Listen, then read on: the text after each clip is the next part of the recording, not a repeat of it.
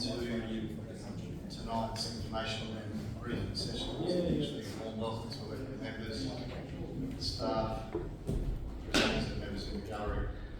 I've received two apologies for tonight from Roger Johns, Naomi Bittner, and as we know, Councillor Tanya Stocks on a leave of absence in relation to the current election, which at last, looking at the votes, was extremely close.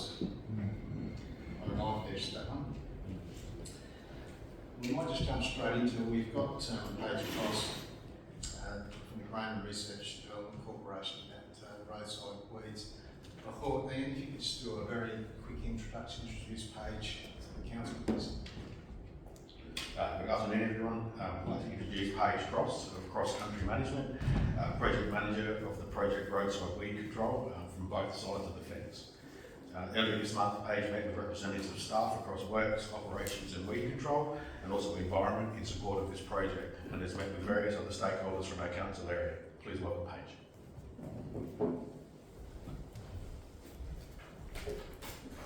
Thanks again for the intro. Hello to Mayor, CEO and councillors. Thanks for having me. It's really nice to be here. You have got obviously the briefing and the presentation, and I thought it'd be really good to give a bit of background for where this project has come from.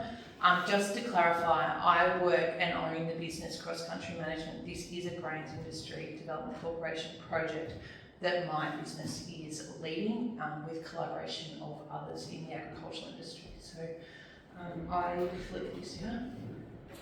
So this is a 3 project. So we are in basically the first 6 months of this project. And the way the project came about was through grower feedback at a Waruka National Grower Network function, which was held either last year or late the year before. So GRDC go around to these travelling roadshows where growers, and they are levy payers, so this is a levy funded project. They go around to get the feedback, and this project is being run across both the Yorke Peninsula region and also the Fleurieu Peninsula region. So there's a lot of commonality between you and the Fleurieu, and that's particularly in terms of weather patterns. You've got a long, narrow parcel of land, makes controlling and using chemicals extremely challenging. You've got lots of wind, and you don't need me to tell you that you have a windy climate. So, and it's the same as the Fleurieu. So this question is what's framing this project for the moment. So year 1 of this project, and the way that I wrote it and developed it, is using the forming, storming, norming, performing framework. We are in the forming part of this project. I suspect in the not too distant future, we will reach the storming stage of this project. And then we'll come out of that part of it and we'll end up in the norming, and we'll end up in that. And what I hope to achieve by the end of this in 3 years is that we are now ending up in the performing part of this stage, where we can demonstrate what best practice roadside weed management does look like, with collaboration from all sides of that fence. Right. I think your batteries have gone flat.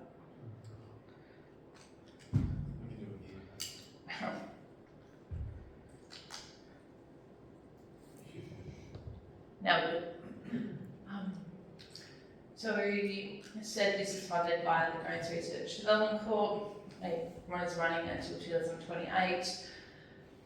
At the moment, our purpose is to understand limitations and motivations across all stakeholders. One of the aims of this project is to reduce herbicide resistance risks, and that's a key fundamental part of this project, is considering herbicide resistance.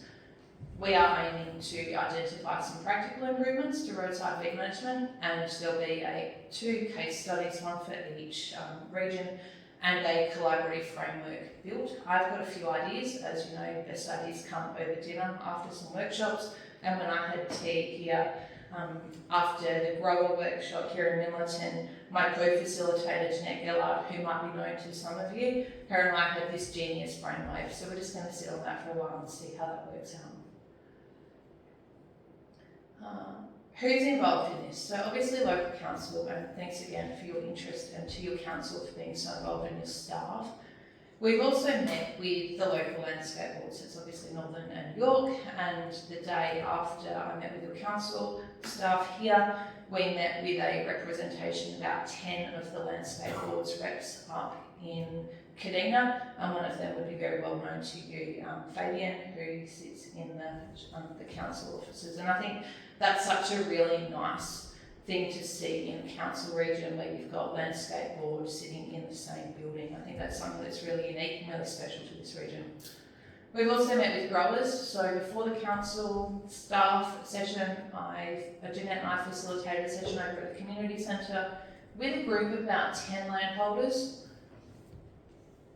To be honest, I was disappointed in the number of people that were there.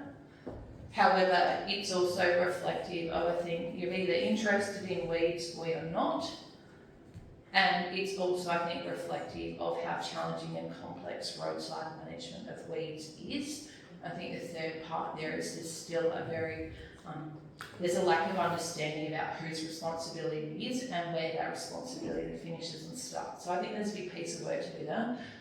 We haven't met with DIT yet, or Department of Infrastructure and Transport, and as we went by, both on the Fleurigo and here on the Yorks, it became really evident that contractors are a key part of this council. So that's our next piece of engagement, is to start to work with contractors in terms of, what are you spraying, what does best practice management look like, all those things. Same series of questions. And we know that control of weeds is across the community. So it's not just, somebody on one side of the fence, somebody on the other side of the fence. Weeds spread. I've done, however many hundreds of kilometres of driving around your region over the past 3 months, and even today, I started right up the top at Clinton, came down through Price. I've ended up down at Stansbury by a few sort of side roads, chasing Feathertop Roadsgrass and Fleetwood. So, I've done a lot of Ks, and then 2 weeks ago, when I was here, I've been all the way down south of Waruka, over Point Turton and across. I've tried really hard to cover a fairly wide range of the council region.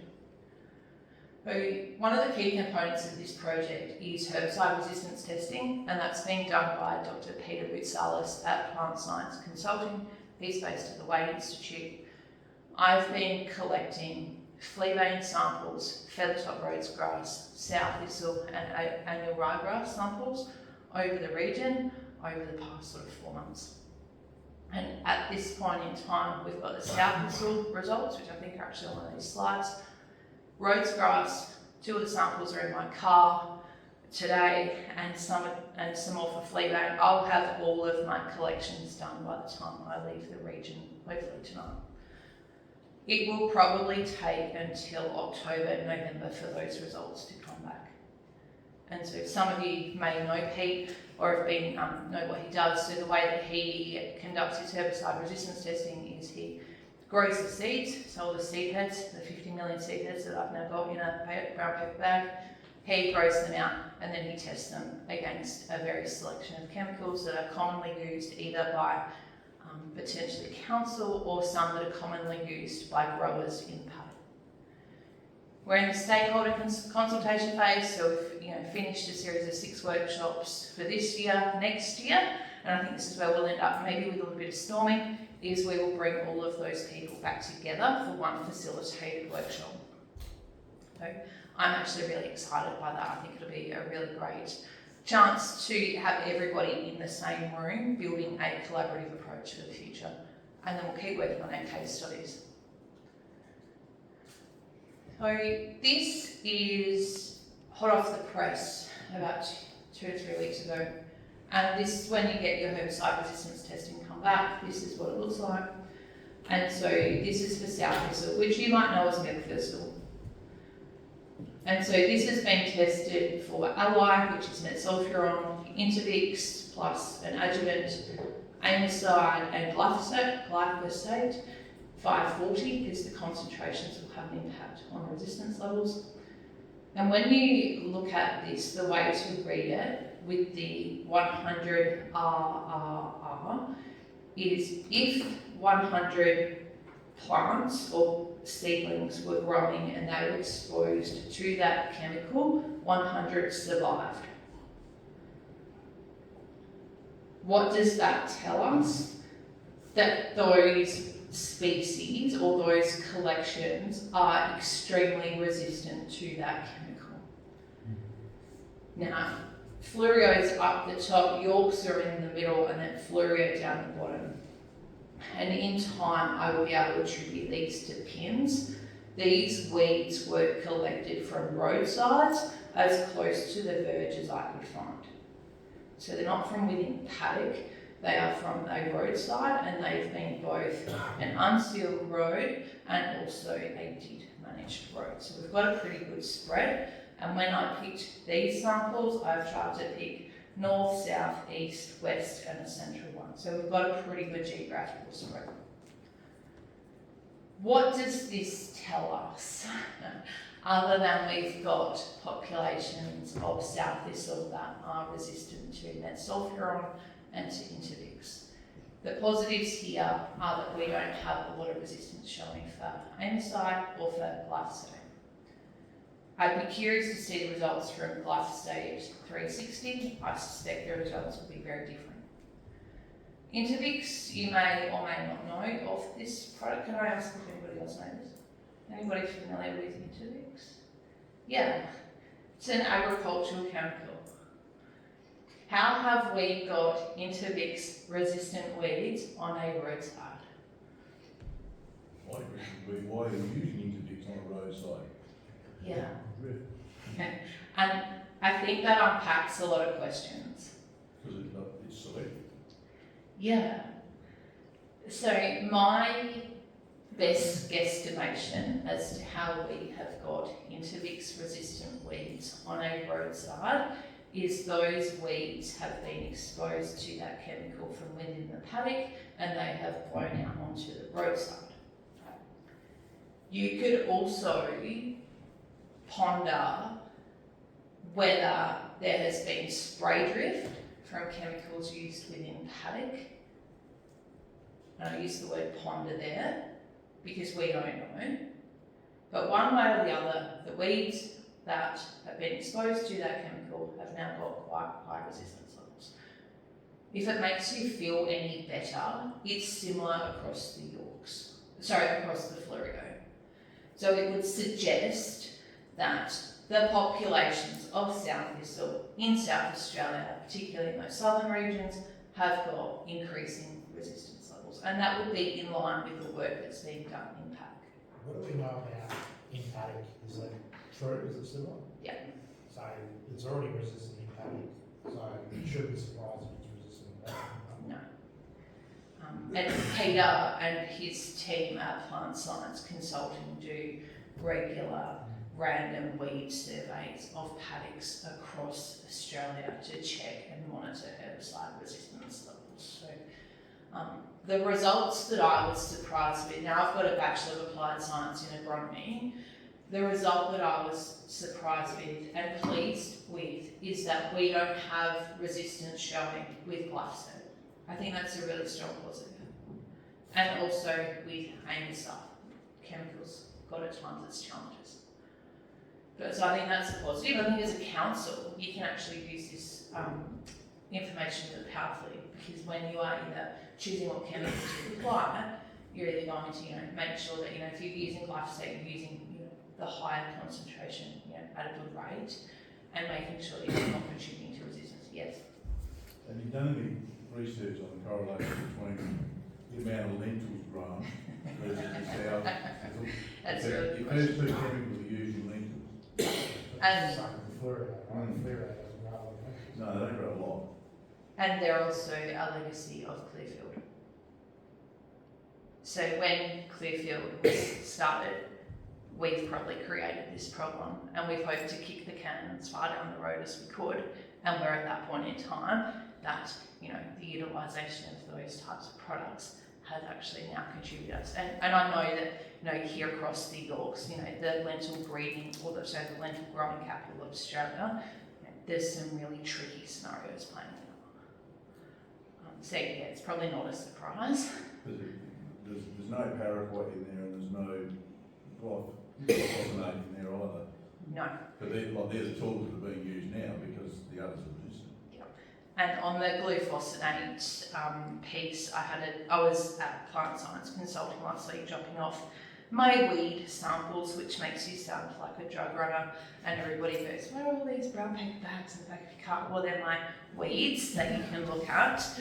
And I took them into the Wade Institute, and I did talk to Peter about if we should test for glufosinate with our next ones that are happening, not South Thistle, but the other ones, particularly Rhodes and Fleabane. It was his opinion that we don't need to because he's not seeing any hepatic resistance to that yet. And thanks to your staff for sharing what products are that they know that are being used, we can actually use that as one of our testing. So we'll be able to give you some really accurate data on the next round of testing. It would help farmers if this fleabane becomes something that's prolific in broadacre, but it's everywhere. Yeah, you're right, 100%. And that genie's out of the bottle. I used to spend a lot of time being worried about fleabane. I'd be more worried now about feathertop Rhodes grass because I think we've got this really great chance to put that genie back in the bottle. It is in selected pockets. If we can control that and make it not spread any further, because that will be the next fleabane, in my opinion. Now, this is my opinion as Paige. I'm, here, giving you, an update on this project. But so yeah, really interesting. I had to work really hard to have this included in this project, and my want to include it was absolutely validated through feedback from the council, and I'm really pleased that we've got these results to show. So, what are some early insights? It is a shared system. Not one single organisation is going to solve this on their own. Herbicide resistance is a real and growing concern. And to your point, if we start to lose, other chemicals, and it's a bit like Overwatch, we all get excited about these new products and we go and use them a lot and repeatedly. So much of this comes back to good chemical management, rotating through modes of action, using different things, and it's the right spray at the right time. When you've got challenging, complex weather conditions, that doesn't help either.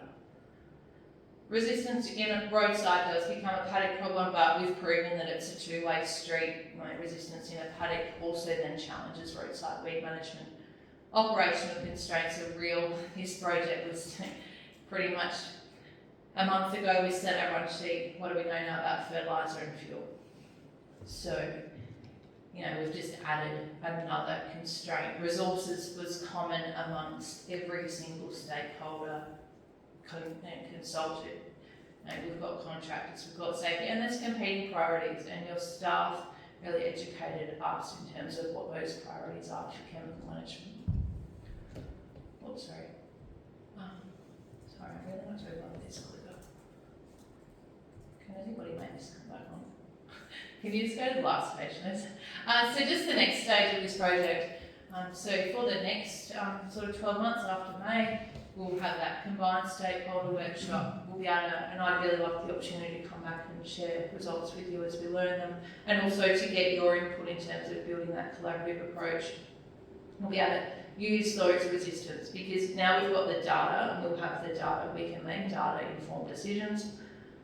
It is going to take a collaboration, and we've got, the growers that were in the room were there because they wanted to be involved, and there was representatives of some of your bigger landholders, which is great. So I'm really keen to continue. They suggested if I came to the Port Vic Hotel and put on some beers, they'd get more farmers there, so I'll definitely take them up on that board, that offer. And then into year 3, building out those case studies. And so much for me about this project. I want to make a difference in this project. I grew up on a broadacre farming property between Gladstone and Georgetown. I've got cousins here on the Yorks. Agriculture is my passion, and if we don't have growers being profitable and sustainable, we've got a really challenging environment. And it's also the same for councils. You're being asked to do more with either the same or less, and and we've all got to find what our role is. So, and then extending, I foresee that I'll be one of the talkers at one of the GRDC things, and everyone I talk to from across Australia is really interested in this project. So thank you so much for the opportunity to come talk to you, and I hope that I'm allowed to come back again at some point in time. Absolutely, Paige. Any further questions for Paige? I suppose, Paige, so the ultimate aim of this is to inform what we use as council to control roadside leads. Is that the ultimate aim? The ultimate aim would be to demonstrate on a piece of roadside collaboration between a landholder and a council and a landscape board. That would be my ultimate. I think we can actually do that. When I picked those early samples, I tried to pick them from roadsides that would allow for a demonstration. Now, whether that's chemicals, whether that's looking at native veg, I think there's actually lots of things that we can explore. We have to be careful that this project doesn't become something bigger than what it is. Like you, I have a limited budget, but that's where collaborations, whether it's with YP Ag, I've had really great assistance from Nutrien in particular, in terms of sharing some locations. So I'm really comfortable that we can build that, but I'd actually really like to demonstrate something that we can all be proud of. And, you know, as a council, we can be really proud of, you know, the fact that we're all involved in this. And yeah, that's sort of my ultimate aim. Lovely. Thanks again, Paige. Thank you so much.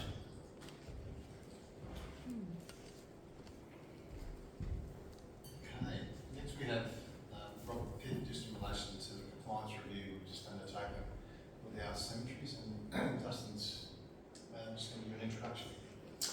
Yes, so good afternoon all. So for this next presentation, I'd just like to introduce Robert Pitt. We had engaged Robert to undertake a review of obviously Council's 12 cemeteries that we manage in regards to our policies, procedures, forms, management practices in whole, and our record keeping against the legislative requirements of the Burials and Cremations Act. So Robert's now completed his review. And yeah, we'd just like to share, I guess, his findings with you all, and from that, we're happy to take questions. I guess through his presentation, we're going to take questions, but myself as well, if you've got any following that in regards to the management of cemeteries. So thank you. I will introduce Robert. Thank you, Dustin, and thanks for inviting me here to speak with you about the Cemeteries Compliance Review. As Dustin said, I'm happy to take questions through. It is a fairly dry topic, which I apologise for, but I'll do my best to make it a little bit more interesting. I might get Alex to do the next slide. Thank you.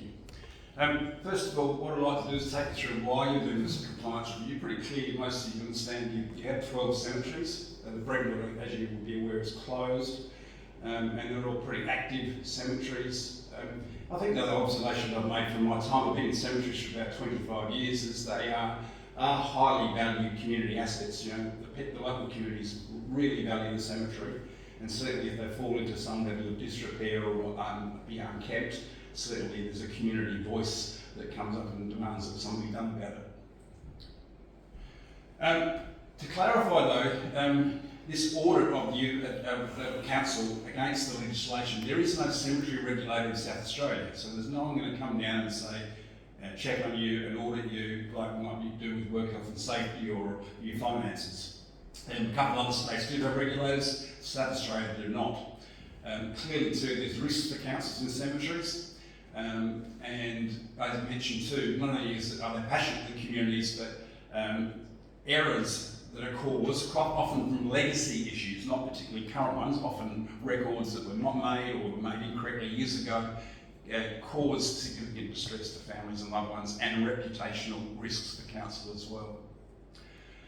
Also, council's currently looking at moving to a software package called Chronicle to have its cemetery information made available online, and it's come to light that needs to your cemetery records need to be audited and clarified, cleared up before they go online for public access.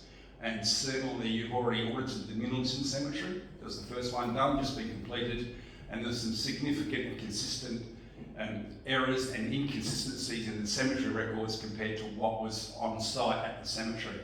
And part of that relates to 3 or 4 different sources. You've got register books, receipt books, you've got your electronic cemetery records, and you've got maps and often they don't correlate and they don't have the same information on them. There's also issues that have militant in particular where over time people have issued in what are called interment rights, or what used to be called leases. They've given the same lease number or different lease numbers for the same site, or the same lease number for different sites within the same cemetery, and that causes issues for council staff and for families. The other thing, of course, the way you would do it is because it actually is aligned with some of your corporate plans. You're responsible issuing governance goal in relation to legislative requirements, and your community land management plans. So you're committed to complying with legislative compliance in the community land management plans. So the cemetery review, speaking with Dustin and Jeanette, your property tenure officer, I was asked to review compliance, review with state burial and cremation legislation. I also looked at some other legislative issues which are around and relate to cemeteries but aren't in the burial and cremation legislation. We reviewed about 22 forms and documents ranging from the council cemetery management policy to forms used on a daily basis by staff. And we also looked at, Dustin asked me to make some comment in relation to your budget process for the budget for council, cemetery fees for council, just to make some commentary on what I thought the fees were, how they compare to other councils, and there's a few slides later on in the presentation which will make that fairly clear to you where that landed. Perhaps some quick background. The cemeteries were really under-governed by the 1934 Local Government Act up until 2014. When the Local Government Act changed in 1999, Section 30 of the 1934 Act carried over. And there's only about 12 clauses or sections in that related to cemeteries. Clearly there was a Cremation Act as well, which is separate from cremation regulations. In their wisdom, the government had 3 goes at it over about 20 years, and they finally got it over the line in 2013. And it came into effect on the 1st of February 2014. You now have a combined Burial and Cremation Act with about 60 clauses instead of 12, and the regulations, which are about 36 regulations. Probably the gaps that were there put forward was actually the requirement for cemetery authorities to document and record who owned the site, who was buried there, the depth and particular details on their cemetery registers. The other key thing that changed from the 1934 Act to the 2014 Act was that prior to the new Act, councils were obliged to provide cemeteries if they thought there wasn't access to cemeteries for local residents. That is no longer the case. Councils are no longer legislatively obliged to provide cemeteries or take over cemeteries, whereas they were under the previous Act.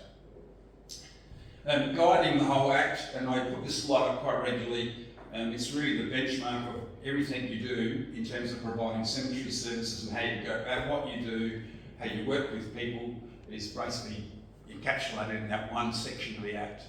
And if you ever have to consider a request from someone that's a little bit unusual, for example, I'd like a jazz band to come and play through the cemetery and bring the coffin in, you look at that and you have to really use that as a benchmark to make a decision.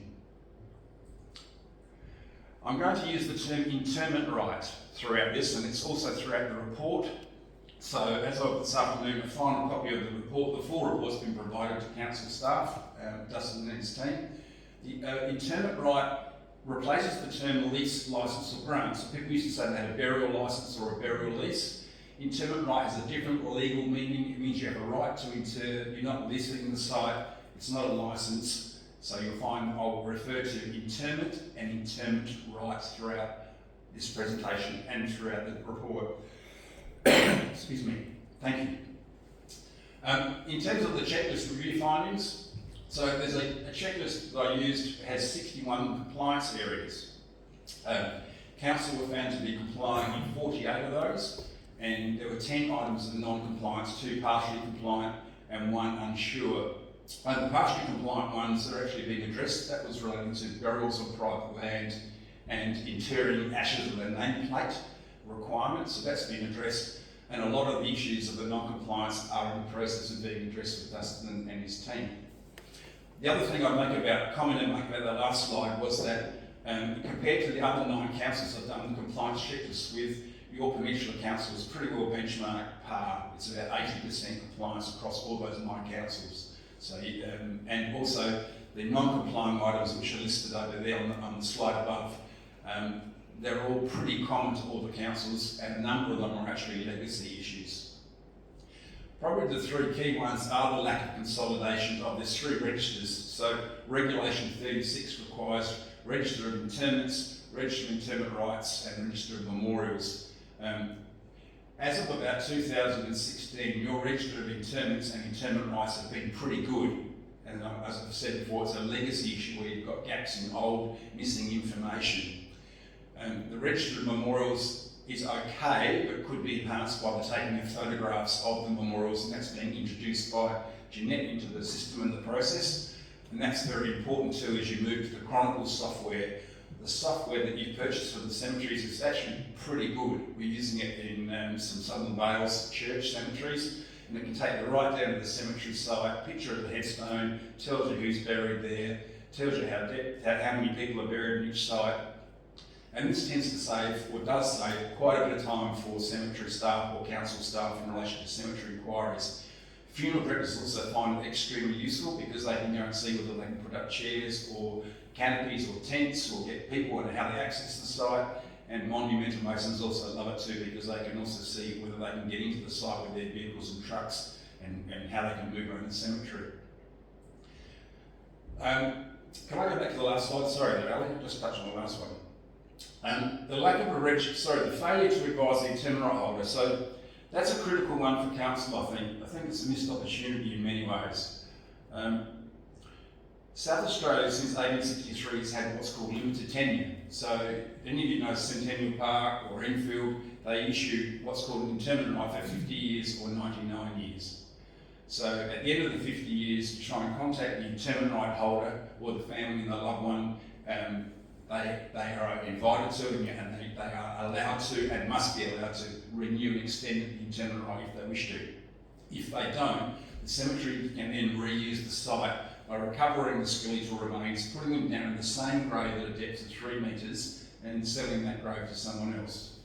Now, that's not such an issue in rural areas, and I think it's really clearly an issue in developed urban areas. It's certainly an issue in some other states where they've got perpetuity and don't have limited tenure. Sydney, for example, is looking at the next cemetery being about 2 hours out of the CBD of Sydney. That's because they're running the land and it's in perpetuity. The issue though here for council is that looking at about your 10,000 interment sites, around about 38% of them are actually already expired. So they've been issued with 99-year interment rights, or mostly 99, and they've expired already. And by 2050, 50% of your interment rights will have expired. The issue here becomes 2 things. One is you need to have an active, or you should have an active interment right holder,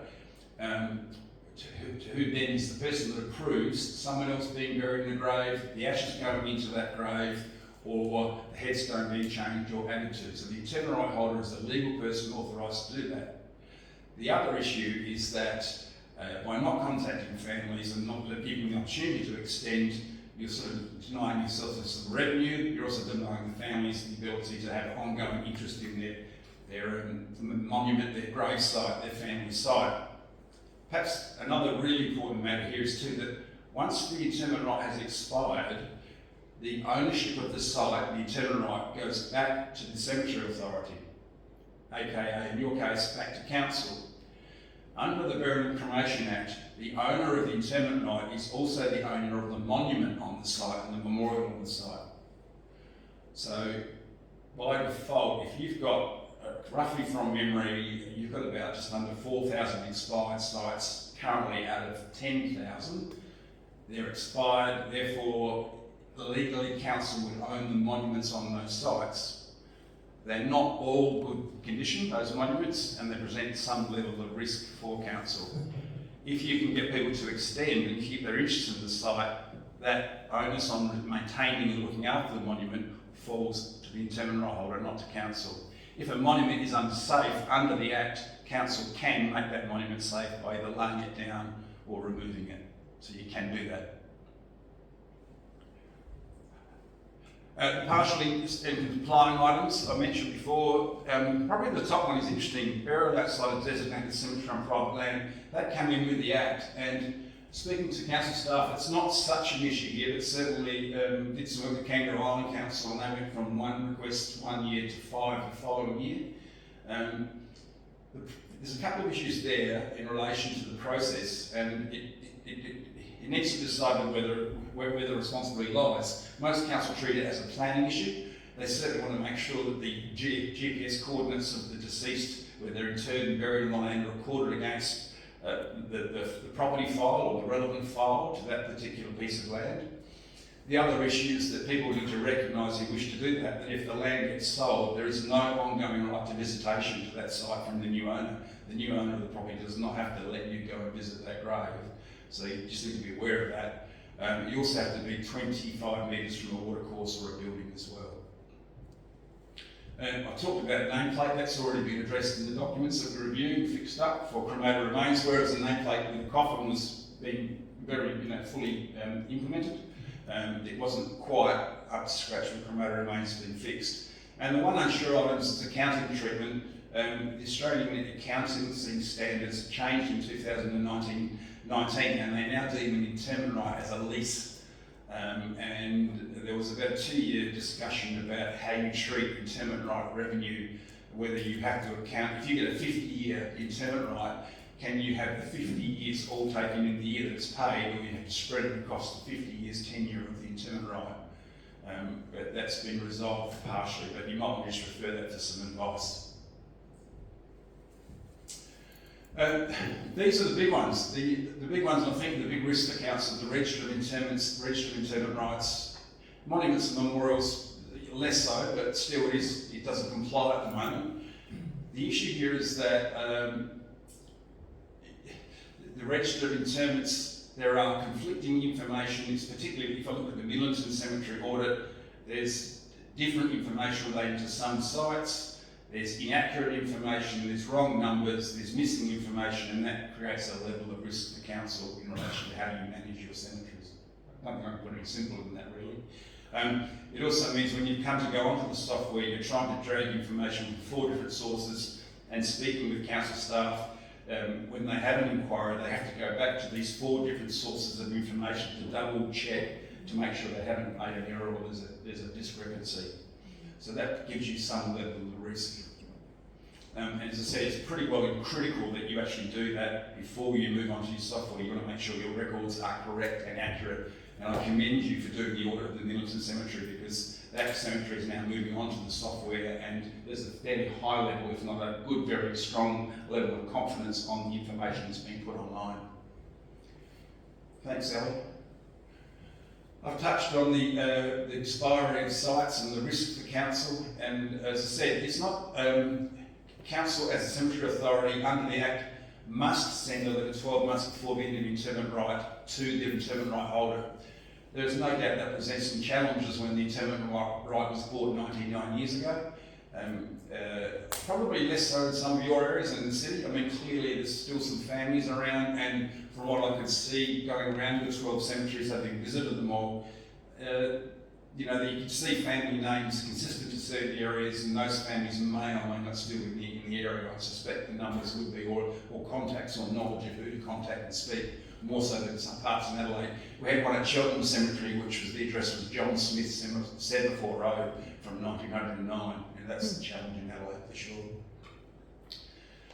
Regulation 22 is about council cemeteries being securely fenced. This is an interesting one. Most of yours are. Probably the obvious one that isn't is Stansbury, but you can't go standing there and my brain's going, if this is in Sydney, I can sell these plots for thousands of dollars. You're looking at over the bay, you're on the esplanade, and the seas are really the fence, and you've also on the southern side, I think you've got a sort of a shrub-like fence as well. So a couple of cemeteries I mentioned in the report need some repairs, but the main missing ones are Maitland, I think, miss a couple of fences down the northern and western side, and Stansbury as well. But again, as I stress, the others are pretty well securely fenced, and no one's going to come along and there's no regulator coming around to check. I'm just advising you not complying. The other one was cemeteries being listed on council's asset register and your asset management plans. You had community land management plans for your cemeteries, but in, in section 124 of the Local Government Act, I wouldn't think it'd be too hard to do that, but I recommend you do it. It is interesting. They did a big infrastructure review about 20 years ago of councils, and we raised the point that cemeteries were infrastructure, and it wasn't taken on board. But yeah, I think they're pretty critical infrastructure at an important time in people's lives. Monument Masons, the good news is your local Goroki and Hart, the two main contractors who provide for you, do provide work cover documentation, $20 million public liability insurance. They've got job safety analysis and provide licenses for you. It's just some of the other masons who come into your cemeteries. You just need to make sure they have that as well. It is a challenge monitoring monumental masons. They can be a bit of a disparate group. There's some very good operators and not so good. So not unusual to go to the cemetery and find a headstone there you didn't know happened or existed or didn't know was going to be put up. Treatment of grave is a confined space. That came in about 15 years ago. It's a WHS issue in relation to Australian standards as well. And the last one is crystalline silica, or a spirit called, that's probably read about some of that or heard about some of it. There's actually some granites and sandstones have quite high content, up to about 40% of the respirable crystalline silica in it, and you just want to make sure that you've got something that covers that particular risk and work health safety risk. As mentioned, I was also engaged and asked to comment on fees and charges. Look, that's pretty brutal, I suppose my comment. A lot of councils just don't understand what it actually costs to provide cemetery services. A lot of councils treat cemeteries as services and are happy to subsidise it, cross-subsidise it. I think that's fine as long as you know what it's actually costing you to do that and how much you are subsidising it and cross-subsidising it. I have a personal view that you could probably quite easily run your cemeteries at a break-even proposition, and certainly provided Dustin with some benchmarking work that's been done on regional councils about what it costs each year to maintain and look after it. It's not just the plot, it's the security, it's fencing, it's rubbish removal, it's paths and footpaths, it's shelters, and of course it's also record keeping.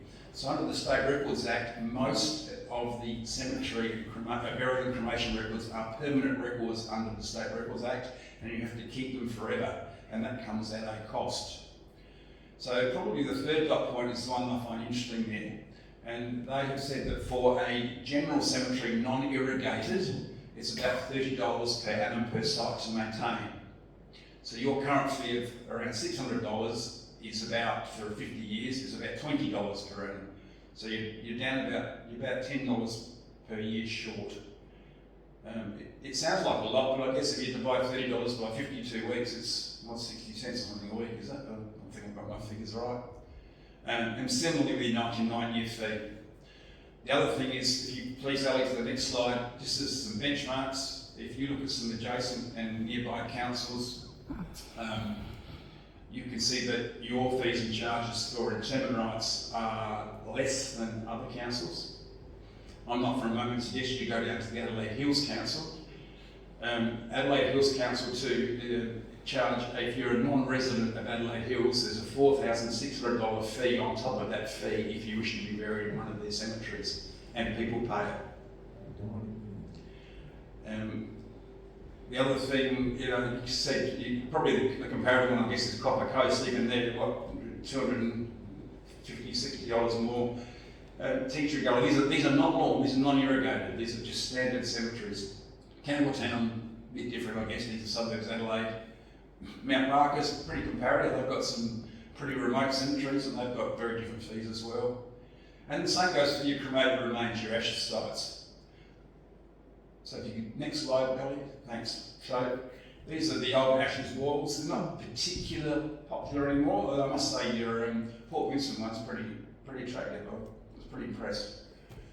But you can see the fees there. The other thing to do, you might want to consider with your fees, and I put this to Dustin, was that you could offer perpetuity. I suspect that council may never take up this issue of extending and renewing. So by default, you're offering perpetuity, and you could put that in your fees and charges at a higher premium price, and you may find some people pay it.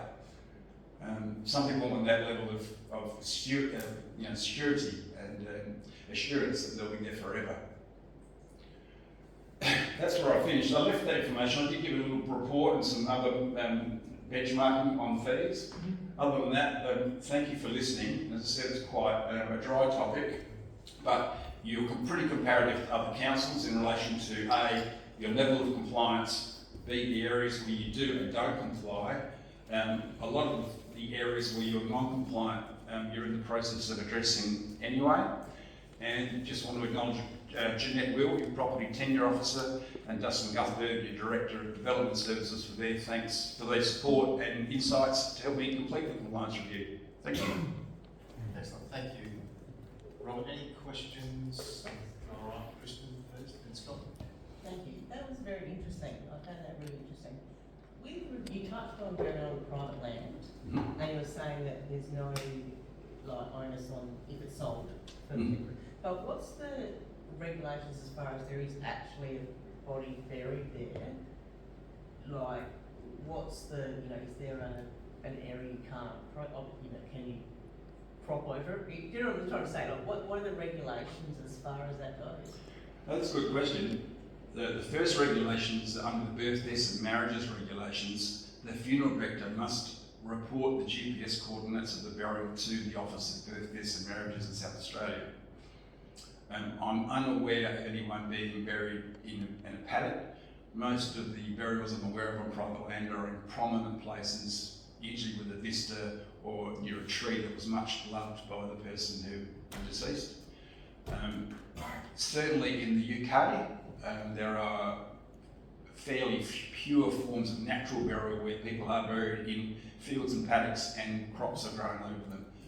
So it can be done, and I can't think that of any legislative barriers to that happening. However, you must record the GPS, the funeral director, not the council, not the cemetery owner, the funeral director must report the coordinates to the birth, deaths and marriages. So do you think with pressure on cemeteries, more so in urban areas, is that going to become something that happens more often, do you think? I don't think in urban areas, for the reason that there's not necessarily areas of where you can do it easily in urban areas. I think too that cemeteries came about for a reason over time, and that was that people were buried together so you knew where people were buried. The other critical thing to consider here is that now in South Australia, in fact Australia-wide, it's about 84% cremation to 16% burial. There's a couple of reasons. One is the cost of a cremation is significantly less than a burial. That's less so in rural areas where burials are still relatively affordable compared to, say, Enfield and St Park are $4,000 or $5,000 for burial plot. Sydney, the burial plot is $12,000. It's just something we just can't afford. I think the other thing with ashes don't. If you have a non-cremated body, it requires a certain level of protocols in relation to how that's transported and moved.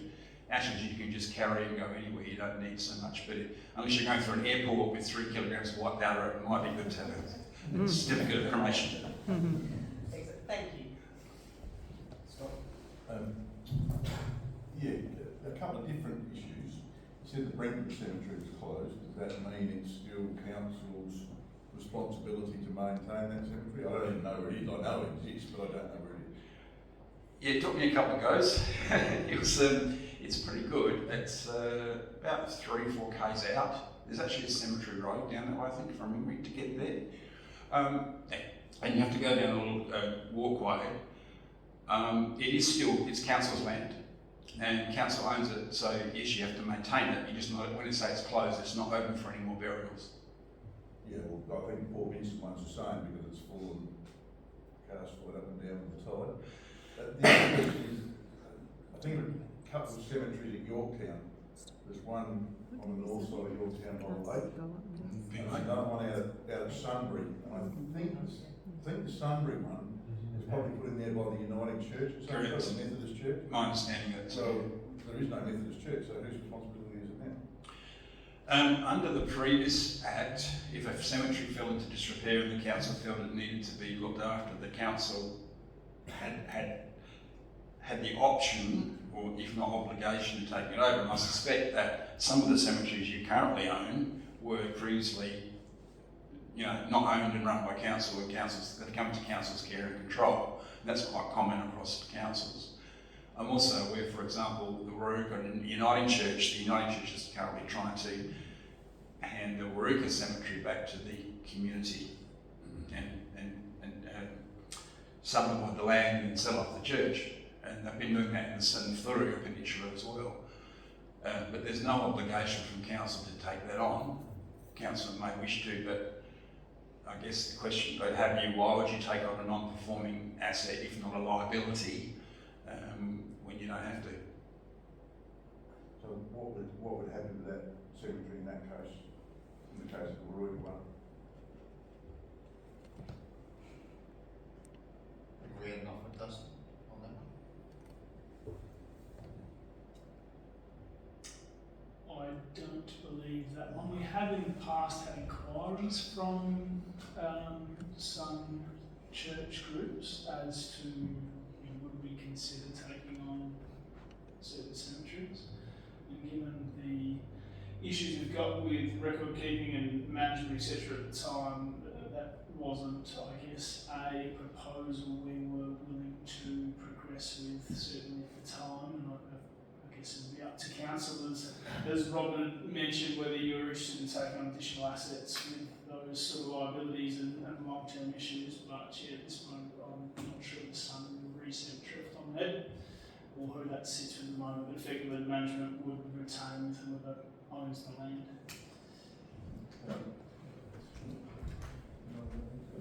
So just to give you some insight there, Councillor, the big cemeteries in Adelaide do an actuarial review and they look at their future maintenance liability. And they say, we have to shut the cemetery tomorrow. How much money do we need to look after it for the next 99 years? So Enfield Memorial Park is $32 million. The Old Mulunga Uniting Church Cemetery, which is a 1 hectare lawn cemetery off Seaford Road, did it last year, and their future maintenance liability. They need $1 million in the bank to shut the cemetery and generate enough interest to maintain the cemetery forever. And if you're going to take on the cemetery, you need to take on, in my recommendation would be that you would want to be taking on some revenue or some investments with that from the previous owner for the long-term care of the cemetery. That's personal view. Just a follow on from that. Who else does own cemeteries? So churches, I would presume, do have some, and councils. Is there any other types of owners? Yeah, there are. There's private owners. A couple of South Australia can have private cemeteries. You can't in Western Australia and Victoria. And then there are church groups, but there are now some local community groups because some of the churches are devolving their cemeteries. They're either selling them off.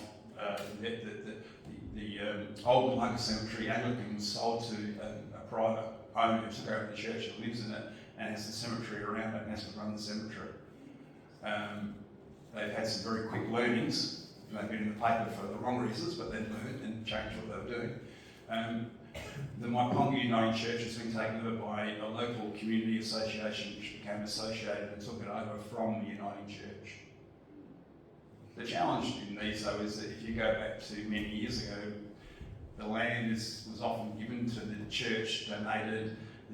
The cemetery that was built and established by the community, and I don't know, there's a disconnect I think between selling the site and what you provide for the new owners.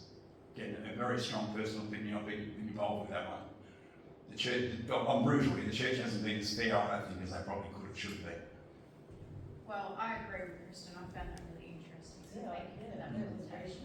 I've got one more. What about if it's made and cast out to sea? No problems at all. Cremated ashes, you can do whatever you like, really.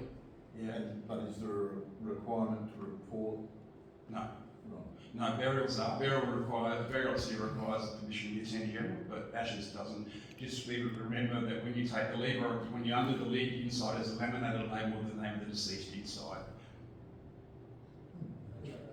No. Robert, again, thank you. Everyone wasn't that dry. Thanks very much. Thank you. Thanks, Rob. Okay, Nick and Molly, you're up. Please give a bit of an overview, wrap up of an extremely successful grounded event. Yeah, thank you. Bit of a change of topic. It's been 6 months or so now, but did want to just present to you all, show you how successful our second ever Grounded Festival was back in August last year, and also just go into some of the ongoing benefits that have resulted. And Molly's got this well and truly covered, but I just wanted to get up first and say a massive thank you to Molly and to the Arts and Culture Working Group.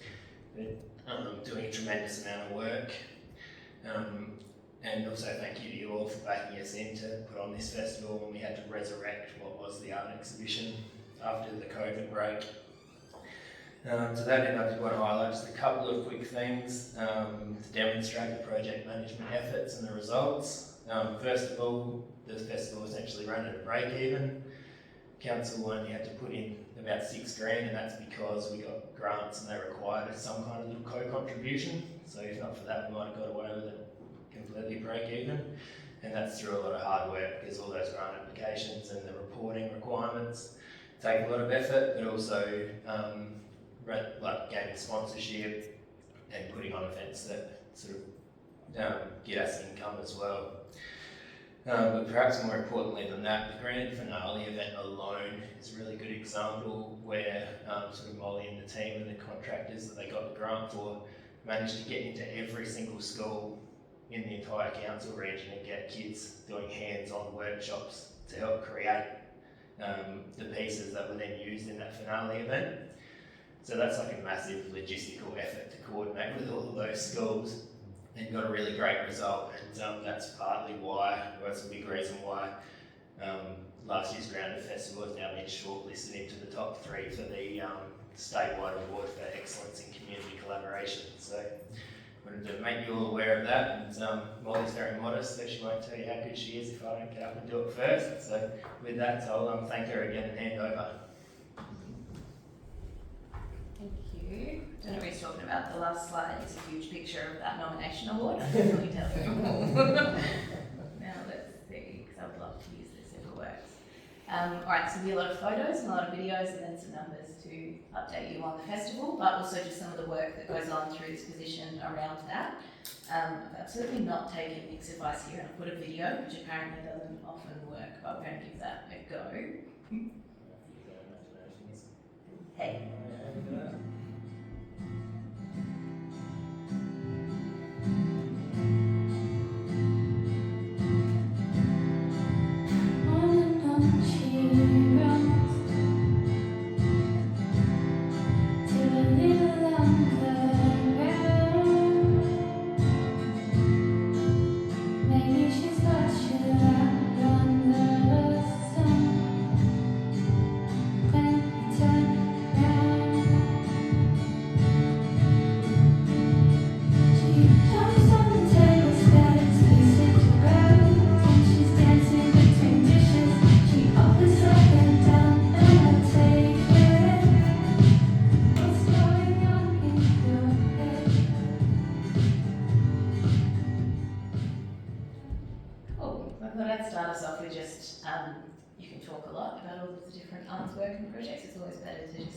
See them. So there's some snippets that have come off of my phone since the last time I was here talking to you guys.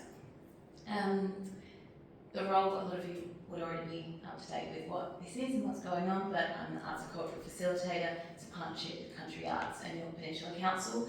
And the idea is to get quality arts projects happening across the region for art's sake, but also in service of economic impact and wellbeing and tourism and social cohesion, because art and creative projects, when done well, when the right people are in the room, are really good at solving all sorts of programs and problems. So, we have been working on a few things lately. The Nest ran last year and is an example of collaboration and bringing in larger arts organisations to pair with local artists and local community. What this did was bring musicians from the Elder Conservatorium of Music in Adelaide to work alongside some local artists and deliver a week-long residency with the students at Warooka and Stansbury Primary School. They worked on co-composition and created their own pieces in response to a storybook about themes of social cohesion and how we create a nest for creativity, and put that on at the Warooka Town Hall. We had almost 100 people come down into the hall and watch. It was a really fun time. Glow is an online offering that we rolled out across the peninsula. All people who lived in this council district were able to access Glow online for free for close to 12 months. It provided basically a playlist of curated arts experiences that playgroups can use or parents could use in their homes, and I think importantly really linked people into the family and child support services that we have on the region. We were able to directly kind of say, have you heard of this playgroup, have you heard of this service? Because in an area where everyone's so spread out and lots of people can end up home alone on a farm, getting to people by their phones is one way to do it. Numbers Green is a country arts initiative that runs each year. We ran it in 2025 in June, it's about to come back in 2026, and it's a short film showcase of short films by First Nations artists from across Australia.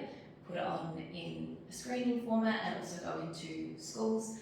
Last year was really special because there was a Narungga film featured, and what you can see in the photo on the left there is a workshop that we ran alongside with SASTA students, so all the First Nations students on the peninsula, and they were able to learn some songs in Narungga language, and we were able to work in with some language revitalisation programs there. Exquisite Familiar was focusing in a disability space, brought artists across to co-create these familiars. You can see that they have used called the corpus style of art, where you draw something, draw the head, fold it over, draw the middle part and fold it over, draw the bottom part. Lots of people, it's a fun game to play, but this turns that into a digital art experience with, you can see on the box there's 3 buttons that you press and it moves different people's artwork around. So we've just run this project with Enabling Country Hub, and there's an opening tomorrow night actually, so we'll be able to see your Peninsula artists' work displayed in there during Millerton 150. So if you can drop into Enabling Country Hub. I haven't seen their finished artworks yet, so I'm excited to see what that looks like. Access to Arts are keen to working with Illuminart in the coming years and get some of these works displayed, projected up into large buildings. So we're really hoping some York Peninsula artists' work will be in that and part of Illuminart next year. Deadly Funny is another example. It's a comedy competition. Last year Daniel Newchurch was a participant and he came back this year as a host and working on comedy workshops with our young people and community. Comedies, it shows that you can, especially in Daniel's case, turn it into a bit of an MC job and comedy job straight away, but it also just works on that public speaking and confidence of young people. We delivered Fringe this year. We had 6 different shows that tied up Fringe, and then we're about to do the same thing with SAWA, so the South Australian Living Arts Festival, are great examples of how you can just tie in our local venues and artists with these existing platforms, provide some support for them to link in and build it year by year so that we will end up with a solid Fringe presence each year and a solid SAWA presence each year, which really work towards just that excitement that you don't have to travel to Adelaide to see really quality shows, but also that people can come here and get away from the crowds and see some quality work. Most of these are visiting shows, but there is one up there, Pirates on the PZ, that was fully put on by locals, told shipwreck stories, and sea shanties down at Ballari with alongside a fine dining experience. I heard it was a lot of fun. Last week, Junkyard Beats went into a bunch of our schools, which was just a fun partnership of bringing over these Adelaide-based performers to show young people how you can just create instruments from pretty much anything. And SYP Sounds. This is one that we're working towards at the moment. It's something I'm super proud of. It's been a Youth Week event that's run for the last 3 years that the SYP Community Hub put on. It built into a youth music program. So the song we heard at the beginning over the videos, that's Ruby Barlow, so Beck, who works in the Yorktown office, that's her daughter's song. You can see on the right there the album covers that have been created. You can look up this album on Spotify and have a listen to some of the music that's come out of our young people. We're putting it on as a bit of a mini music festival in Yorktown on the 12th of April. That first name on the list, Laura Hill, is a visiting artist from the Flurio, but then the rest are local young people. Ella Stacey, 17-year-old from up at Ardrossan. Opalescence is a 6-piece rock band of high school girls from across the peninsula. Grouse is our safety officer, Bowie. He's great, and he does that by day and this the rest of the time. And J-Trex Live is a year 11 student who puts on some really hard style dance music. So come and have a look on the 12th of April, just to show them some support. The point of this is really to say, give a supported environment to that performance experience and what does it mean to be a performing artist and practicing artist professionally. Yeah, all of this is possible because of the Arts and Culture Working Group. We just opened up EOIs in December and had a really positive, overwhelming response. We had 10 applications for 3 positions. That was incredibly difficult, but we have worked it out, whittled it down, and I'm really proud of the group that we have now. I feel like the first group that was established in 23 was fantastic and brought all these go-getters into one space and made all this stuff happen. But this addition of some new members really spreads it out across the peninsula, and I feel like we've got representatives from geographically across the peninsula, but also from lots of different parts of the community to come together to make all of this happen. The main thing we work on is grounded. So I'm going to give you again a bunch of photos and work through what grounded looked like. We ran for 10 days, we spread it out over 12 towns, and we had over 40 events. You can see on the map there what that kind of looks like. You've got the green dot up at Maitland and the orange one at Edithburgh, which were the traditional exhibitions. So that kind of shows what it would have looked like and what the art exhibition used to look like, spread across 2, sometimes 3 towns, and what this expansion that council supported has meant that this now looks like. We had opening night in at Maitland Town Hall, it was a lot of fun, good 200 people came out to celebrate our winning artists and open up the festival. One of the best things about this I found is just using these venues and bringing some life back into these spaces. It's always really exciting. Dragging that piano out and getting it retuned was a moment, but worked really well.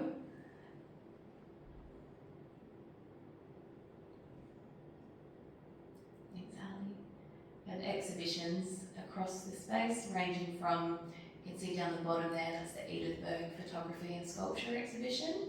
And across the top are some visiting exhibitions that came in at Patch Theatre, with an interactive installation focused on families. It was really popular in Ardrossan. The original Exquisite Familiar, which helped kick off the York Peninsula project in the middle there, and Saltbush Country, which was a world-class exhibition featuring some Narungga artists. We were able to get into the Ascot, so we don't have a gallery with capacity to hold works like that. So it was great to work with Copper Coast to still bring that onto Narungga Country for the festival. Bunch of events as well, local and visiting talent. Down the left there, we're looking at the York Table. Grounded provided this opportunity to bring together all of our primary producers. The invitations went out to take part in the York Table, where we created a fine dining experience with chef Carolyn Bonnet, and local producers were able to get up and say, here's my work, here's what I do, here's how this food has gotten to your plate, and the time to really kind of celebrate that. That's a model we'd love to to build on and make a staple of the festival, because I think there's something that can grow from there. And then of course workshops, loads of hands-on experiences, people being able to try something new, try something they've always thought maybe they would like to. You can see some ceramics there, photography tours. I didn't know we had a glass blowing workshop out of Edithburg. We ran tours in through there. And a choir workshop happening up in the right hand side. Something that is worth mentioning for these, is that all these images that you've seen are ours, right? They've been taken during the festival and are a real credit to the SYP Photography Club and a photographer, Matt Cardy, who provided their in-kind support to get some images happening that we can now use for Grounded moving forward with lots of other arts-based projects, and also to give directly back to these facilitators so that they can use that ongoing in their work and have some professional imagery to promote themselves. As Nick mentioned, Lanterns and Fire, the story of Wadata was our closing piece, but it really didn't start at the beginning of Grounded. It started a good 6 months before that, to tell a Narungga dreaming story. The story of Wadata is the creation story of the Great White Shark, which is the totem of the people, the Dilba people down south and down around Marion Bay. So this was put on in the shores of Marion Bay, and we worked with community from Point Pearce, but also Narungga Aboriginal Progress Association and Narungga Nations Aboriginal Corporation to work out, well, how do we want to share this story? There's loads of people who have lived here forever that wouldn't have heard it, but in another world, these are the same as our nursery rhymes that we know from birth and growing up, and they have brilliant messaging and of this place. So it's exciting to be able to celebrate these. To bring us through, we started with artist development, brought over Mark Timberlake and Tony Hannon, are two sculptural and community artists with a lot of experience in this. They came over and ran a 2-day development with our artists and cultural advisors, and we were then able to go into all of the schools. You can see some of it. I'll go back to the school one. Sorry, Ali, I think we're both.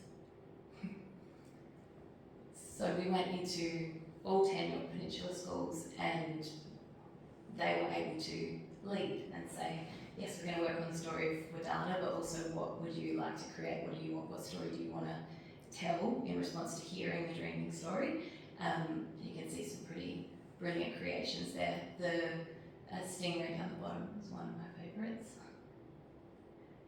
Also went in through community workshops, ran us at the Price Tractor Pool, worked in with leisure options and a range of spaces, so that we ended up with over 400 participants getting hands-on and making lanterns. And then we were ready for a whole public performance. You can see we started with a community parade. Everyone's waiting there behind the dunes to go out onto the beach. We've got some of our artists starting to set up the fire sculptures in the background.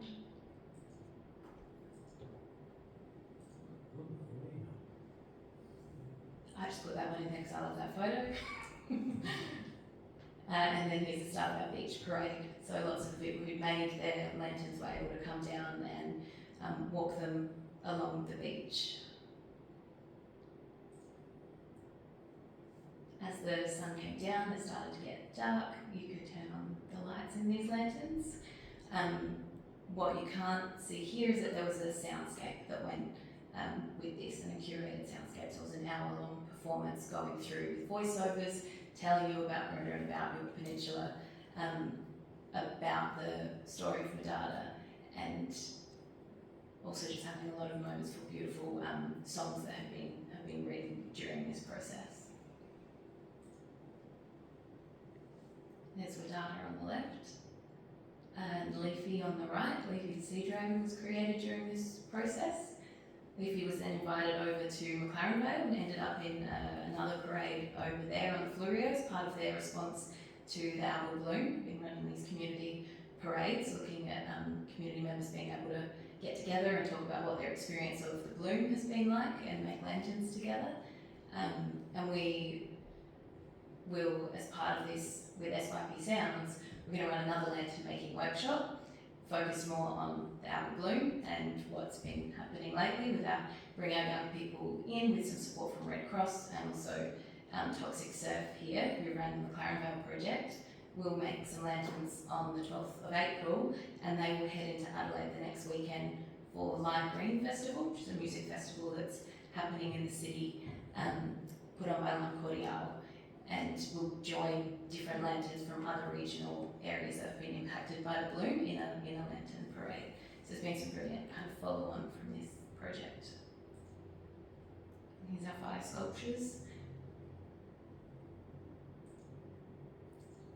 Cool, that's enough photos. I just want to show everyone how we do some numbers.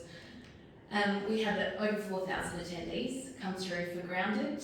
It jumps up to 5,000 if you include some affiliate events, but that's things like we had the Vietnam Vets concert during that week and the Pepper Tree Markets and the Maitland Music and Arts Club production, which are all absolutely stand-alone events, but including those which were within our program, we jump up to 5,000.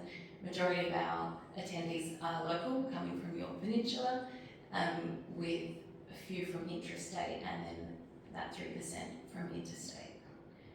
That breaks down a little more. You can kind of extrapolate from the Edithburgh exhibition and Maitland exhibition as to who was coming a little bit down the peninsula and who was getting all the way down to Edithburgh and further down south. It's a similar makeup of local attendees, but it shifts a little bit there. You can see that the Copper Coast are definitely coming down to Maitland and moving there, but when you're getting down south to Edithburgh, you're looking at wider SA that are your attendees and that are coming down. So that was interesting data to look at and to move forward with when we're starting to work out who are we targeting and who's our audience in different spaces. This is one of my favourite pages in the program because you just got a glimpse at all the people that jumped on board. These are all of our sponsors that came from across the peninsula. It's been huge buy-in from the local townships and progress associations. That was a real win and made it happen.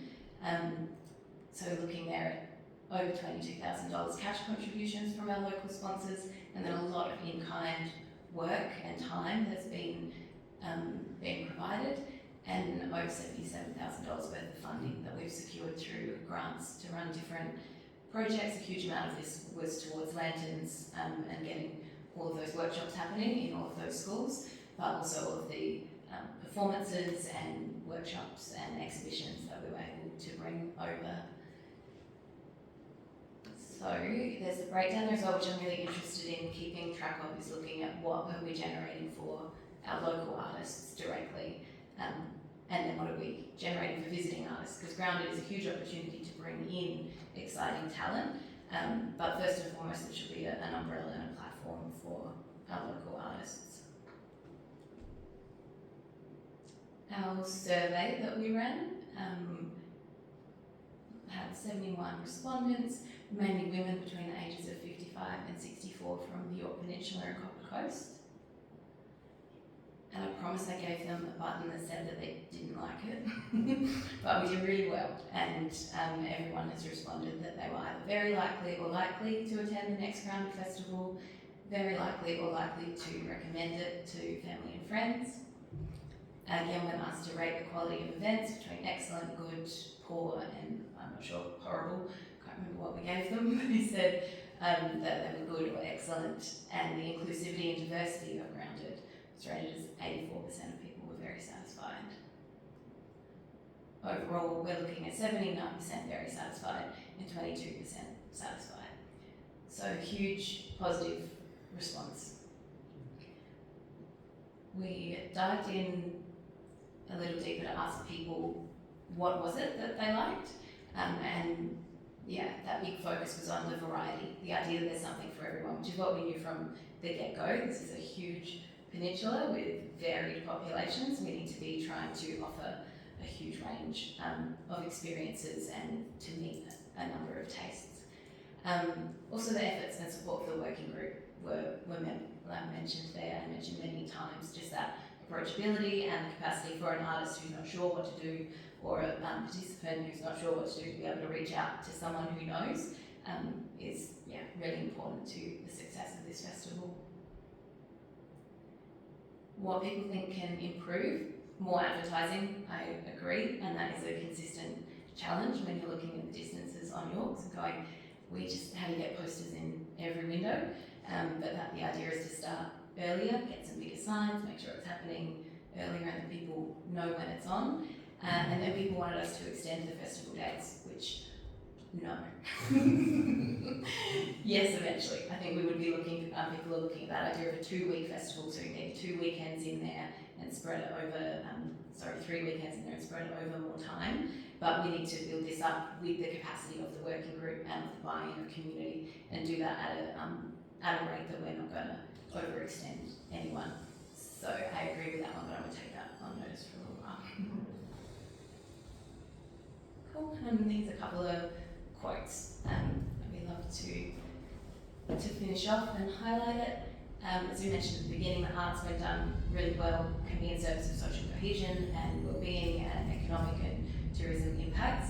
And I think that these quotes kind of speak to that.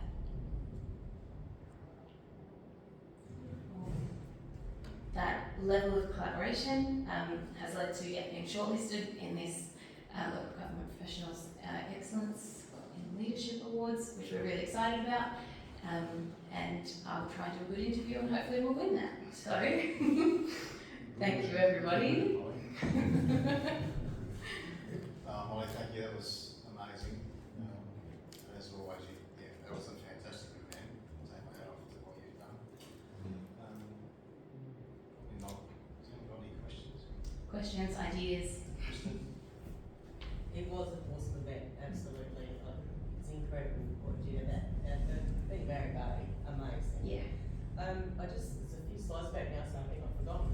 But you had amount of money that came into local artists and visiting artists. What amount, as artists, is that? As in, so a certain amount's coming to local artists, but how many artists does that encompass? And same with visiting artists? Yeah, great question.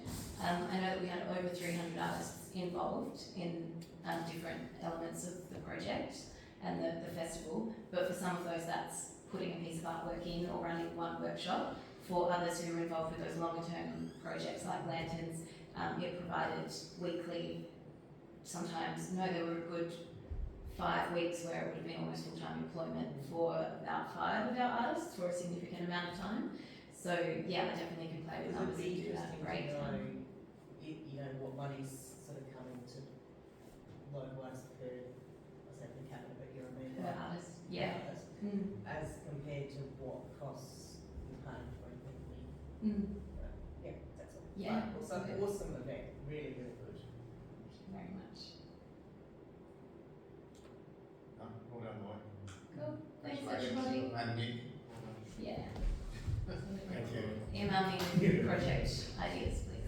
I'm sorry you got to follow that, Dan.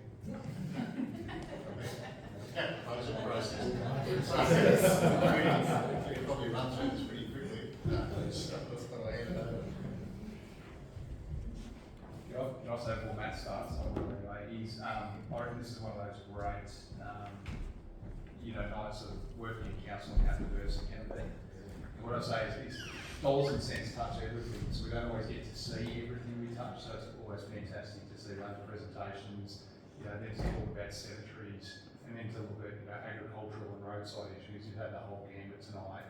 We won't take too long until we get time before, but we do touch everything and get to play a small role, but it's often behind the desk and heavy in the spreadsheet. I'll leave it to Matt now. Thanks, I appreciate the segue at the end there with some numbers as well. So I'm just here tonight just to talk a bit about the budget process, upcoming and I guess underway process that we're already on to. Do I just get like this, Ali? It's working. Sorry. So, yeah, as I said,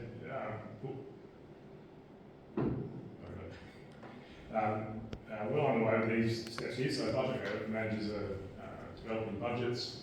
reviewing all budget lines, sort of largely, as I understand, and is similar process to the previous years, so zero-based and a justification of all services, starting at zero and going from there, using that analyse LTFP we have as the base and current service levels. So we're finance staff modelling the corporate-wide budgets like depreciation insurance, and then the budget managers other bids for business-specific items, capital and operating. So I've already had some exec review and discussion of the budget information, and that's really the first stage of that justification, where we're sort of starting to try and interrogate things a bit more.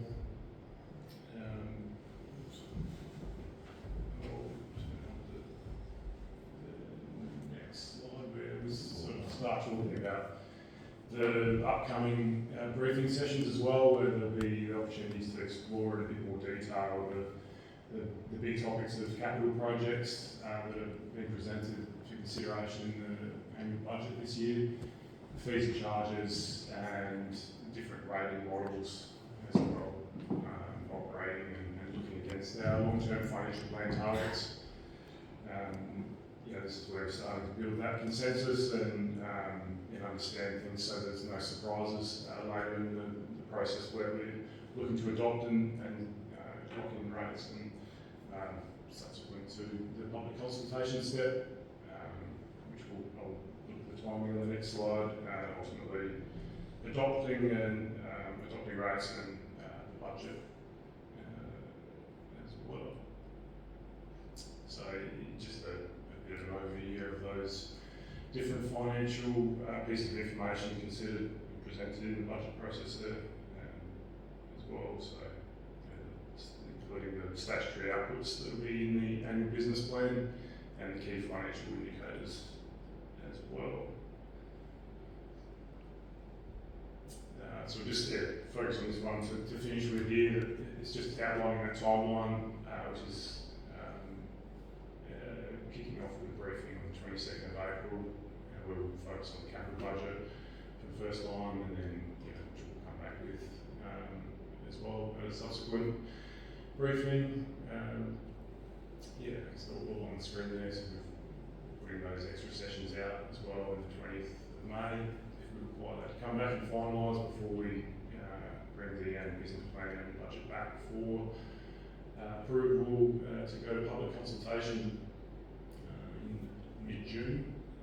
Adoption they're scheduled for 22nd July after the consideration of verbal submissions on the 8th. So 22nd will be a special council meeting and slightly later than originally planned to enable some due diligence of the budget process based on what we need to do from here. Is there anything else we can touch on there, Andrew? Nominated for any awards? No, thanks, mate. We'll include the spreadsheet for you next time. You want I'm sure there's extra questions. There was more numbers in the previous presentation. All right, thank you very much. Is there any general business? Again. Ben, sorry, pass to you. We did ask to have a standing item for the council meeting to improve the agenda. It was only a quick one this time anyway. There was only two things I had, which was the organisational review. So thank you for those of you that have provided feedback, and we're expecting to get the next update in May. And the only other thing that I really had was there was a policy review and there was a question asked. The model policies by the LGA, we've confirmed they are up on SharePoint. So when we're doing a policy review, if the LGA has a model policy for us to follow, it will be there